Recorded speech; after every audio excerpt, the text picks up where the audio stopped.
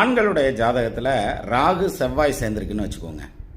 இந்த காம்பினேஷன் இருந்துச்சுன்னா அவங்களுக்கு ஈஸியாக எதிர்பாலினத்தினருடைய நட்பு நிறைய கிடைக்கும். நிறையா பொண்ணுங்களுடைய நட்பு கிடைக்கும்.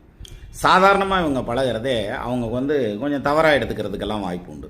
அப்போ தீயவை தீய பயத்தலால் தீயவை தீயனும் அஞ்சப்படும் அப்படின்னு சொல்கிறான்.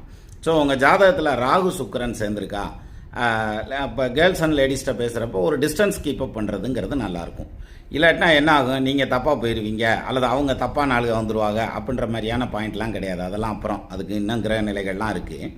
பட் இருந்தாலும் இந்த ராகு சுக்கிரன் சேர்றதுங்கிறது என்ன பிரச்சனையை கிளப்புறதுக்கு வாய்ப்பு இருக்குன்னா, எந்த தவறும் இல்லாமல் அவங்க பேரில் கெட்ட பேர் வர்றதுக்கு வாய்ப்பு வந்துடும்.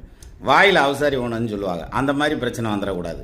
அதனால ராகு சுக்கிரன் இருந்துச்சுன்னா கொஞ்சம் டிஸ்டன்ஸ் கொடுத்து பழகிறதுங்கிறது ரொம்ப நல்லது. அப்படி இல்லாட்டினா இந்த தப்பு நடந்துட்டா பிரச்சனை இல்லை, ஆனால் சந்தேகம்னு வந்ததுன்னா தேகத்தை